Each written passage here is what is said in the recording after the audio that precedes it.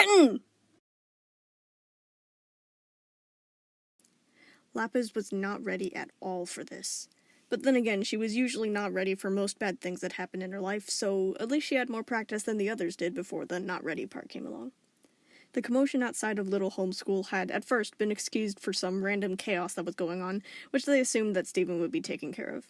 But it wasn't long before students were yelling and pointing, and Lapis was brought out of the main building up onto the roof to stare up at the sky in horror at what had seemingly just appeared. It looked like a corrupted monster, but it was bigger than any she had ever seen before. So big, in fact, that she had nearly frozen in place for the first few seconds, and she would have stayed like that if it wasn't for Peridot's frantic screaming. Lapis! The tiny green gem was shaking her arm, pointing up at the towering pink beast. Lapis, there's a... I know, I see it! She took her hand away, yelling, You think I'm blind? Oh, my stars, how did we miss that one? Bismuth was behind her, her burly gray form tense and jumpy. I thought we had all the corrupted gems in this area. Apparently not, Lapis replied. But how? Peridot shrieked. This is the largest corrupted gem I've ever seen! How is it so big? How did nobody see it coming?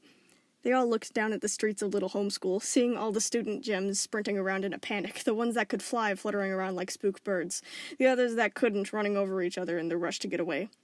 Lapis, Bismuth, and Peridot were all on top of the main building in the center of the walled-in school, at least 50 feet in the air on the rooftop with the wind turbine spinning lazily above them. But the monster was even bigger than the main building. Even up here, they had to stare upwards at the monster that was trampling Beach City. What do we do? Peridot yelped, turning to look at Bismuth. The burly gray gem was already using her magic to mold her hands into heavy hammers bigger than her own head, raising both of them up and saying, We need to get the monster away from Beach City and the school. What? But we can't just leave them! Peridot pointed down at the chaotic streets, filled with scared gems who had no idea where to go or what to do. They need us to evacuate them properly. Lars can take care of evacuation, look. Bismuth gestured over to Beach City, where Lars's ship, the Sun Incinerator, was flying over, the humans following in a much more organized manner than the gems were. He'll do the humans first, because they're more fragile. The gems can wait until they're all out. But we have to do what we can to stop the monster, so maybe that's not even necessary. But what can we do? Peridot bounced from one foot to the other, sweating from fear. That diamond fusion couldn't keep it down forever, and the crystal gems thing didn't do anything either. Neither did that rebellion. What could we possibly do to help? We're just a B-team! Lapis didn't want to admit it, but the little green gem was right. There was no hope that just the three of them would fight the monster hard enough to poof it. Even though Lapis was the most powerful out of the three of them with her water-bending abilities, there wasn't much water other than puddles and sewage in the middle of town. The ocean was too far away. Wait, the ocean... Have a little faith, Peridot, Lapis began slowly, her idea gaining speed. The trick isn't to beat the monster, the trick is to trap it. If we can get it to the ocean, maybe I could hold it down with the water? I think you're onto something, Bismuth said, nodding with a grin, before Peridot immediately brought up a new problem. But how can we get its attention? The majority of uncorrupted gems reported that, during corruption, their hearing and sight was reduced by 80% or more. The trend seemed to be the bigger the monster, the less they could see and hear, leading to more confusion, more aggression, more destruction. There's no way that ginormous thing will focus on us for long enough. So, you're saying we need something bright and loud? Bismuth hummed, a hand on her chin, before she perked up. She said, Do you think fireworks would work? Peridot bit her lip, thinking to herself. Yes, probably, as long as it's a continuous chain. The monster will likely chase after it because it's one of the only sensory inputs it's receiving. Either that, or it'll run from it, which we could still use to herd it towards the ocean. Good, we got plenty of fireworks here in the school for celebrations. We can use those. I'll go get them, Bismuth said determinedly, letting her hammer hands melt back into, well, normal hands. She rushed off down the stairs, leaving Lapis and Peridot on the roof. Oh, my stars. Oh, my stars. This is... Peridot looked like she'd be hyperventilating if she was an oxygen-needing human. She was pacing back and forth, her eyes popping behind her yellow-tinted visor, anxiously whining every time the monster roared and smashed another building. Lapis, however, was surprisingly calm. This wasn't really that big of a deal in her perspective. After every battle that she'd fought, this didn't seem that big. It was just a corrupted gem, right? They even had a plan to defeat it. Nothing like malachite or blue and yellow diamond, or even the diamond mech. Peridot was there during half those fights. Why was she so afraid now? Peridot, stop that, you're freaking me out, Lapis said. You should be freaking out, Peridot said shrilly. Yeah, but I'm not. It's just a corrupted monster, but bigger. Lapis shrugged. We got this. How are you so calm? Peridot groaned. It's huge. I mean, it's not as bad as fighting the diamonds was. It's bigger than the diamonds! Lapis shrugged again nonchalantly, saying, Yeah, but at least we got a plan this time. We've gotten through worse. Peridot only whimpered unhappily, her gaze returning to the monster. She was clearly still not relaxing. Lapis sighed, stepping between her and the view of the monster, putting her hands on her small shoulders and looking her in the eye. Listen, Bismuth got hammer hands, I got the ocean, and you got your metal bending thingy. She smiled, straightening up and saying confidently, "We'll be fine." "Oh, okay, we'll be fine." Peridot swallowed nervously, her returned smile wavering only slightly. "We'll be fine," Lapis said certainly. "We'll be fine," Peridot squeaked almost frantically. "We'll be fine! We'll be fine!" Peridot stopped, then ordered, "Tell me we're gonna do it together and it's gonna be great!" We're gonna do it together and it's gonna be great," Lapis repeated with a raised eyebrow. "Liar! Guys, I found him!" Both of them turned, just in time to see their rainbow-haired friend return. Bismuth had come back, her fists full of red and white striped rockets and a lighter. Before anything else was said, their attention was drawn back to Peridot, who had shrieked like someone was about to poof her. "Ah, no, it's coming this way!" She was pointing with a shaking hand over to the massive stomping monster who was, in fact, stumbling right in the direction of Little Homeschool.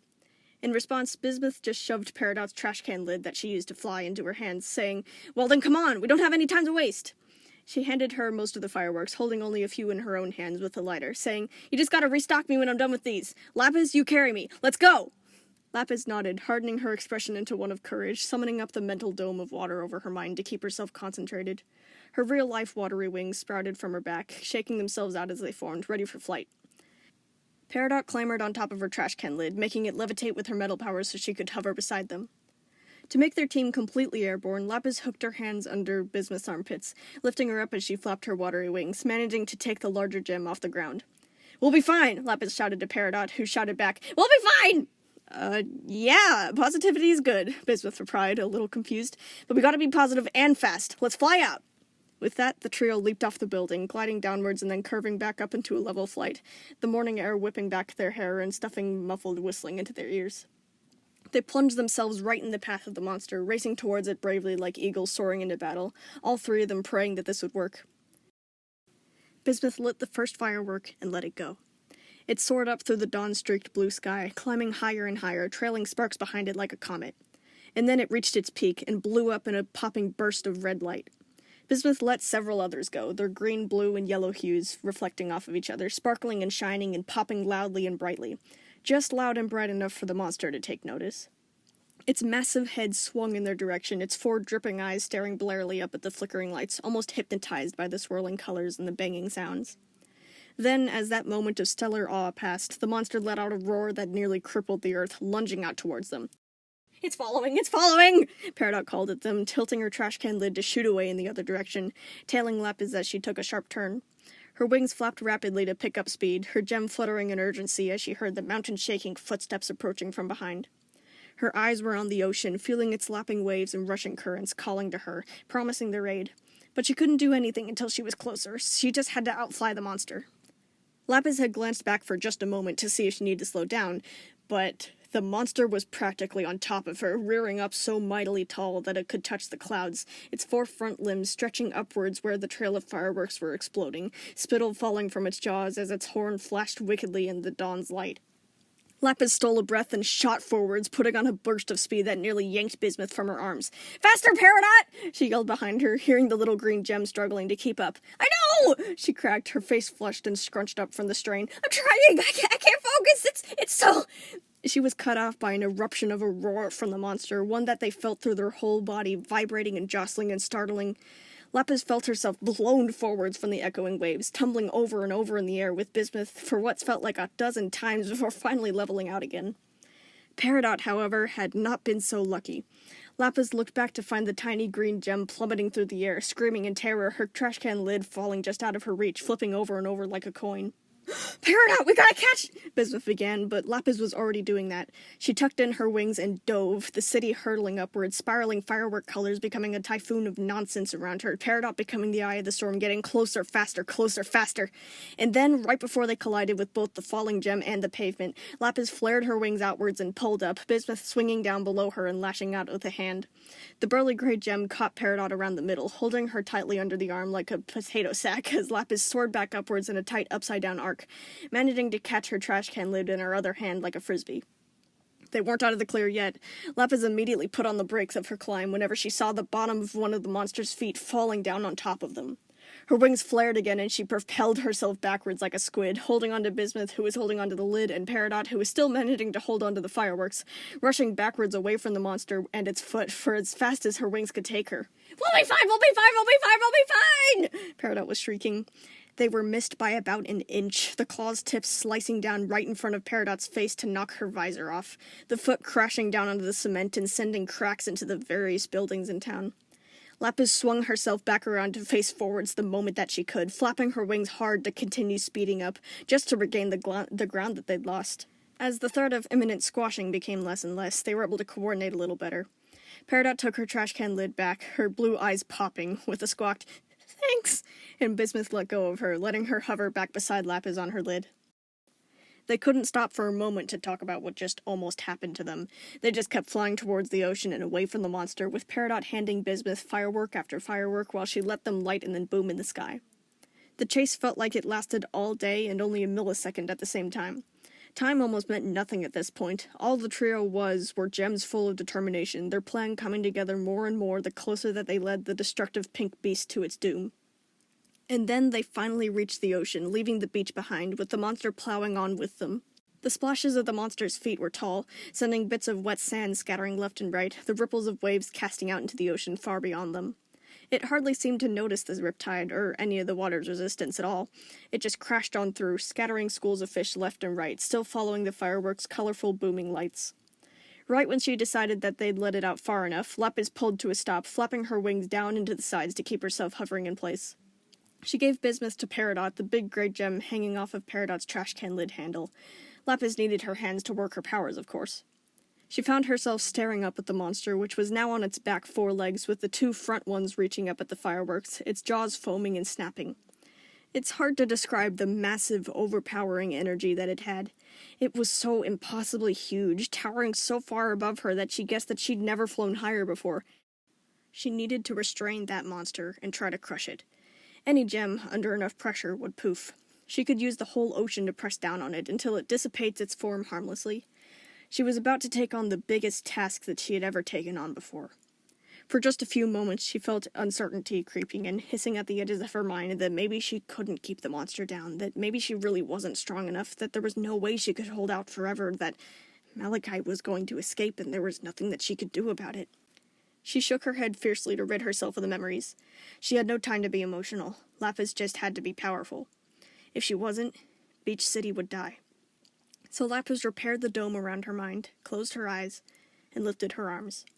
The ocean was an extra limb, a part of her that could be tapped into and used like a muscle. And that muscle, right now, responded to the invisible signals that she sent out from the dark blue gem on her back. Chains brought themselves together in huge tree-thick links, shooting upwards from the surface, cuffs snapping around the monster's ankles and wrists securely. More chains, more hands, more streams of water were rising out of the ocean, tying themselves around the monster, snaking around and around its scales in a network.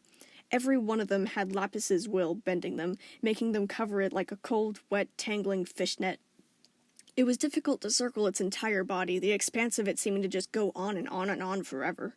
But the chains found each other and connected, tugging down on it, forcing the monster to its knees.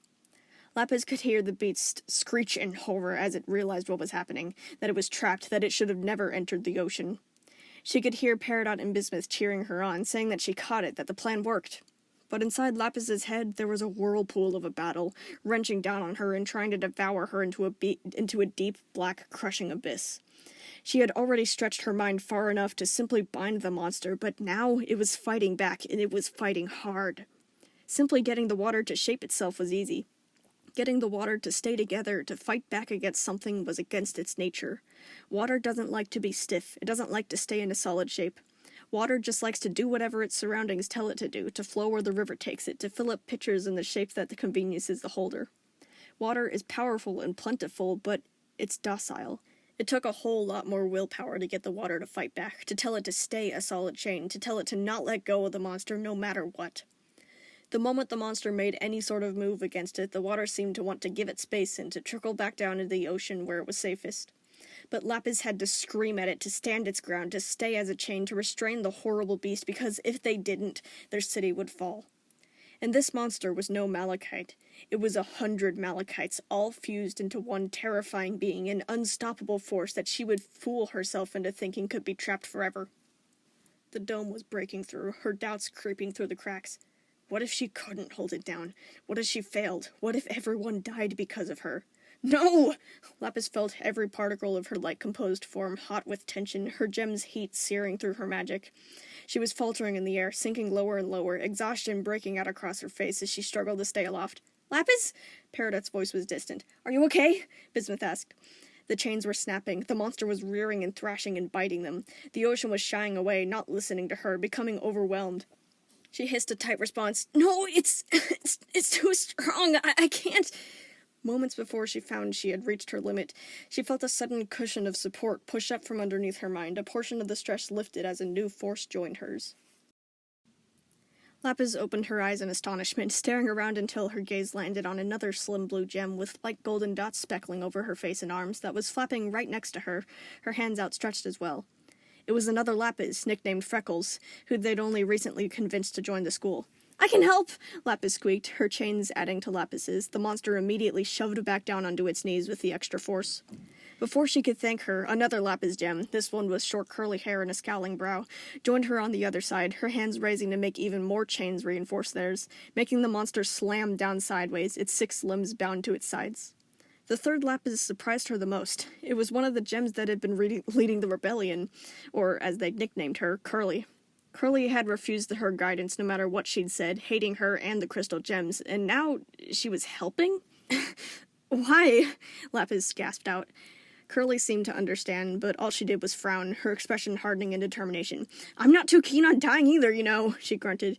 If this could possibly work, I'm gonna make sure it does.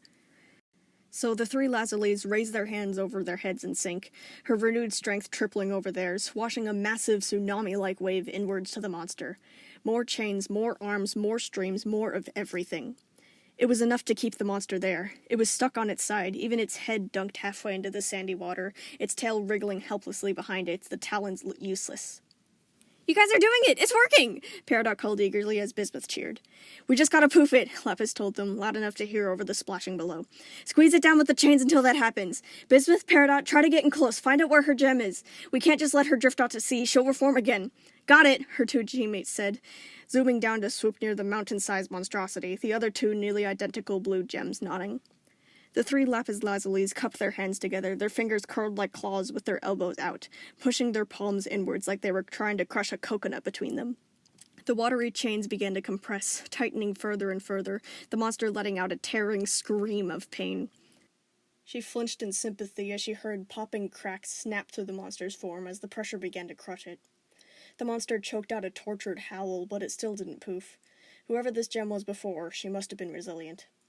She tried to distract herself with wondering what type of gem she had been. She looked to be in shades of dark pink and bloody red magenta, with a paler, flesh-colored belly. A lot like human skin, she realized, thinking of the shades of beige and peach and cocoa that she saw in the people of Beach City.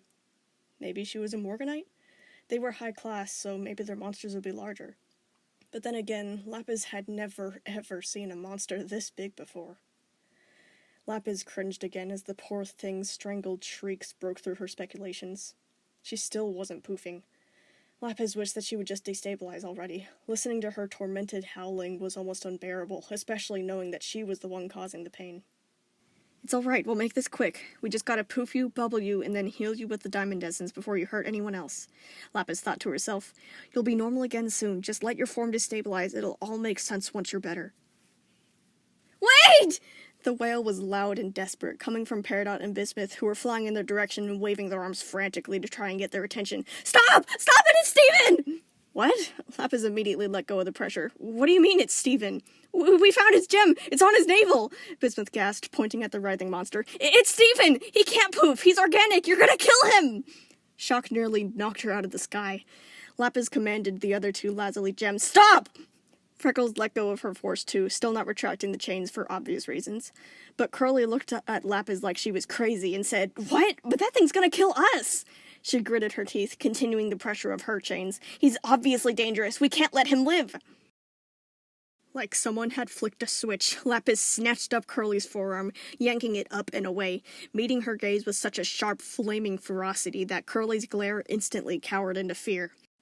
"You will not kill Stephen, do you hear me?" Lapis growled, her face contorted into one of spitting rage. "I beat you once and I'll beat you again. Let go of the chains or I swear to the stars I will feed you to him myself." That scared her into submission. Curly nodded with a frightened squeak, her cheeks flushing from embarrassment, lifting her hands. Her chains relaxed, letting the monster gasp in much-needed breaths of air, still squirming and fighting against them desperately. "Thank you," Lapis said, letting her go and turning around back to address Bismuth and Peridot as Curly stared after her with an expression of stunned awe. Lapis's face fell back into one of worry. How did Stephen get corrupted? He was fine the last time I saw him, I think? Peridot winced slightly, glancing away. Not for me. He was having trouble with repetitive nightmares, and he was saying all this stuff about how he was afraid I'd stop being his friend if he wasn't helping me solve something. I reassured him and stuff. I thought that was the end of it." She shook her head, one hand on her forehead. Did I miss something? I'm not the best at human communication. Was this my fault?" "No, I'm sure it's not," Bismuth told her. "Stephen was acting odd with me, too. But he was talking to me because he was scared about Connie leaving him, since he thought that she would drift away after moving to go to college. But I thought that got solved, too. Stefani seemed happy." Peridot said, "But even if he wasn't fine after both of those, that's not enough mental damage to corrupt him. Otherwise, gems will corrupt all the time." Her gaze shifted to a distant but chilling memory, her trash can lid faltering in the air as she shivered. Perhaps he fused with a corrupted gem? It can spread fast once they share minds, since the mental trauma is easy to leak over, and it's not pretty when that happens. "Obviously, something happened to him," Lapis muttered, one hand still out to keep the chain solid enough to hold him, but not tight enough to hurt him. "But we don't have time to make a bubble chart about it. What do we do about him if we can't poof him?" "I don't think there's much we can do," Peridot said anxiously, her hands kneading together. "He certainly can't fit in the bathtub with the bottles of diamond essence. We only have 3 of the 4 diamonds intact enough to produce their tears, and Rose's fountain is on the other side of the earth, so we can't go and retrieve any essence from that either." "So what, we just hold him here forever?" Lapis raised her other hand, trying to reinforce weakening chains as the monster, as Stephen, kept pulling up against them. "'Cause we can't do that. We'll tire and he'll break out eventually." "How much time do you think you have?" Bismuth asked. "Maybe an hour?" Freckles began. All 3 of the slim blue gems grimaced as a particularly strong push rammed up against their chains. "Maybe less?" Curly added with a grumpy snap. "Well then, just do that as long as you can," Bismuth told him. "We'll evacuate the rest of Beach City into a safe, faraway place. And then it'll be okay if you let him go, because there'll be nobody to hurt." "But he'll destroy Little Homeschool and the rest of the town!" Peridot protested. "We can't prevent him from doing that, but we can prevent him from slaughtering everyone in some crazy monster panic attack!" Bismuth yelled. She sighed, calming her voice, and said, "I know, it's hard to see it all wrecked again. But what's most important is getting everyone out alive, so we need to focus on doing that." "Okay, alright, that plan seems good, but you guys should hurry," Lapis said quickly. "Get the homeschool students to help evacuate the humans." Peridot didn't direct the lid away yet. She waited, saying, "Are you sure you'll be safe?" Lapis nodded, saying in a rush, "Yeah, we'll rendezvous with the rest of the city once he escapes. We'll be fine." "We'll be fine," Peridot repeated anxiously, turning her lid around and shooting away. "We'll be fine." And so the 3 Lazulis were left hovering high above the ocean, all of their hands out, holding down a monster of unfathomable sizes, with only their minds, and preparing for the long haul. They were the only things in between Beach City and Stephen. And hopefully, just maybe, they'd be capable of holding out for long enough.